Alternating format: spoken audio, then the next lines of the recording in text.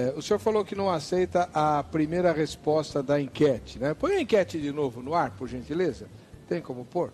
Olha lá, o Cordeiro foi morto desde a fundação do mundo, pois, primeira resposta que o senhor rejeita é: Deus, por meio de sua presciência, já sabia que o homem pecaria.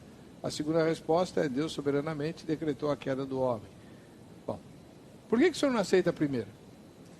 Problemas epistemológicos seríssimos com a primeira resposta. É um problema epistemológico.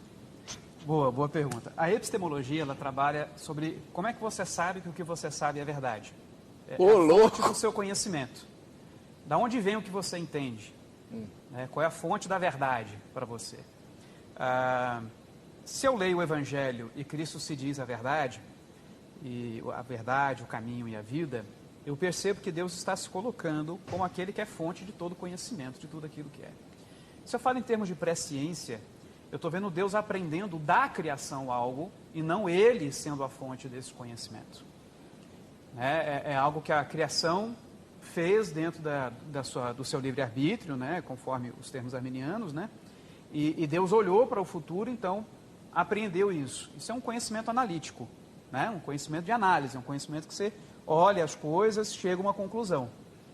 Quando eu penso em conhecimento de Deus, eu não posso pensar no conhecimento de Deus, são similares ao nosso. Nós somos seres que precisamos olhar, analisar e então depreender alguma coisa dessa análise.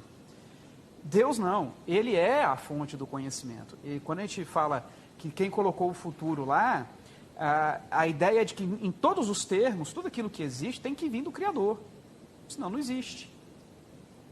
Então, Ele é a fonte do próprio conhecimento. Ele tem que ser aquele que estabeleceu a coisa. Então, se eu coloco que Deus, na sua presciência, Ele viu algo que o homem iria fazer, foi o homem que lhe informou disso. E o pior, isso me parece muito com o pensamento platônico do demiurgo, em que você tem as virtudes, como as questões máximas, aquelas que dão origem a todas as coisas, que são as ideias, e você tem o demiurgo, que é um ser simplesmente muito poderoso. Mas que ele mesmo não é ele que estabeleceu o que é bom, o que é amor, o que é ódio. Ele não estabelece essas coisas já existem por si só. É o que eu sempre venho falando de que os termos vêm dos termos e não de Deus.